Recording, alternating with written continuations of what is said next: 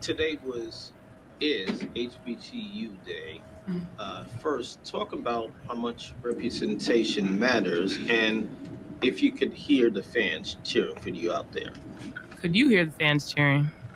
They were so loud. I love Court 11. I think the whole park could hear the the fans.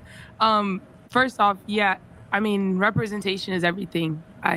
Take I'm I honor that and I try and represent myself in a certain type of way.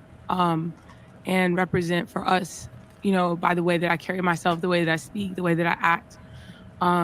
So, representation is everything because if you have to see it to believe it, even if it's just one. And I think that that's so special, especially with us honoring Althea Gibson because she was, the first woman of color to show up and, pave the way for us and everyone to be here, honestly. And it's special to me. My sister is a former FAMU Rattler. So when I was walking through the tunnel and I saw the band, I was like, y'all got a band again?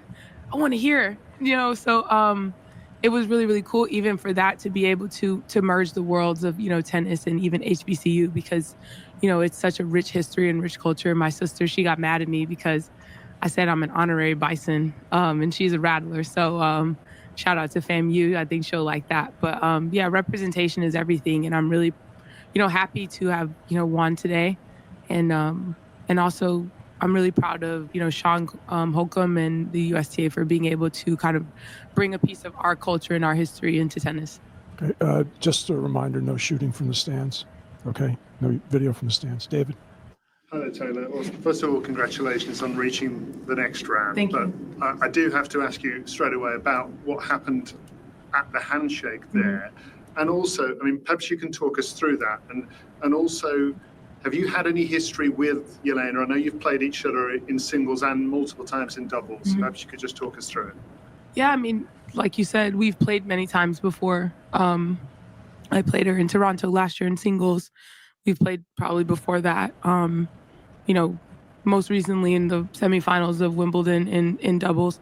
And no, there's never been any history. I mean, I don't know how she feels about me, but there's no, beef on my side. She told me that I have no education, no class, and to see what happens if we play each other outside of the U.S. And I said, I'm excited, bring it. I'm never been the one to back down from anything like that, but I just thought that it was really interesting.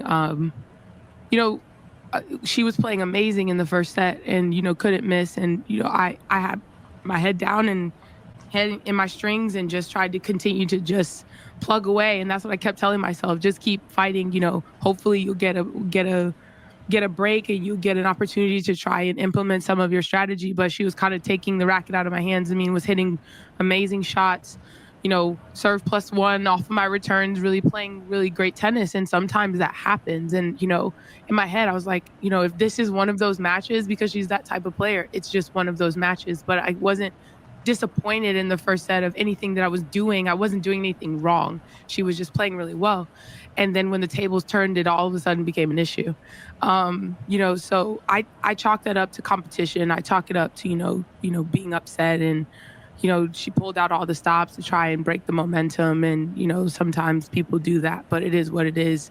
Still is no beef. But again, like you guys saw, I didn't back down because you're not going to insult me, especially after I carried myself a certain type of way with nothing but respect. And if I show respect to you, I expect respect as well. And that's just the fact of the matter. And I think that that's tennis, right?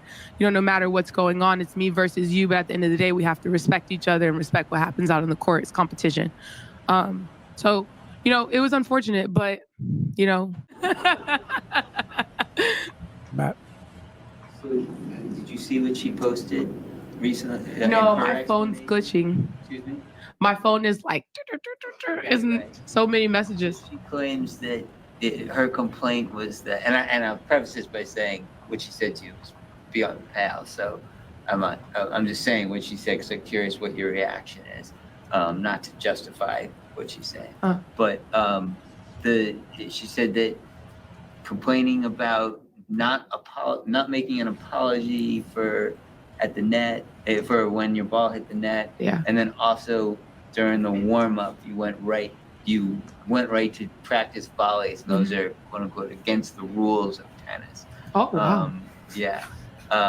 And there's no apology in that post or anything like that. So I I'm don't curious expect what one. your reaction is to that, and do you care whether, given what you said, No, playing in the doubles, what do you think? Should she be allowed to play in the doubles?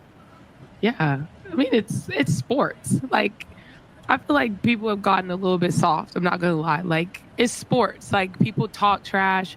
You know, people say things, whatever. People get mad. Like, everyone has a right to feel how they feel. You know, the problem is like, don't push your expectations on me. If you expect for someone to apologize and they don't, and you get upset about it, that's your fault, not mine. You know, at the end of the day, I honestly was like shocked that it was a net court because I was ready to play the point. So she was standing at the net afterwards, after she missed the shot, was like, oh, whatever. But this isn't anything new. Let's not act like this is new. It's not new. You know, people know that this is the MO. And so, like I said, all the stops were pulled out. You know, this isn't the first, second, third, fourth time I've played Jelena. So if she's complaining about how I warm up, that's fine. Everyone knows this is something that I do. You can go back to the time that I played my first ever pro tennis match, and I've been doing this since even junior. So it wasn't anything targeted towards her to try and take her off of her game or her rhythm. You know, I just was doing my thing, and you know, so honestly laugh at it. I think it's comical, and you know, I think that it's kind of funny because you know, to then go online and have to justify what you said, you obviously feel some type of way and feel like you have to give an explanation for how you acted. I don't feel like I have to explain how I acted. I think it was very self-explanatory. So, you know, I'm standing in what I said. Catherine. Taylor, congratulations. Hi. Just going back to the handshake moment. Were you shocked about what she said? No. Are you?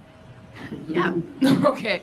Like I said, it's happened many times. You know, with other players as well. You know, she might not voice it the same way, but you know, the complaining and all the stuff is the same. So again, it's an expectation for someone to act outside of, you know, their normal behavior or what they've shown in the past. So I'm not surprised at all. Charlie, Ben, David, Charlie. Have you ever had with another player any sort of conversation like that at the net? And how strange is that at the end of a match when, you know, say there have been tensions that you've got to go and then sort of shake hands and pretend you're all kind of friendly? I don't pretend by that. I don't pretend. So I'm very straight up. And that's one of the things that, you know, I'm very real and honest, which is why I'm able to. So y'all heard exactly what Taylor Townsend had to say about this confrontation with Jelena Ostapenko. Unnecessary. You know, what's so crazy about it? Taylor Townsend, more of a doubles player, the 139th player in the world, just beat the 25th player, and she was upset about it. So Taylor had to put her in her place, man. Can't be mad at this. Shout out to Taylor for doing her thing, man. Big time. But look at this, man. She's mad because she got that L. You lost. Get out the court. You lost. But y'all let me know what y'all think next.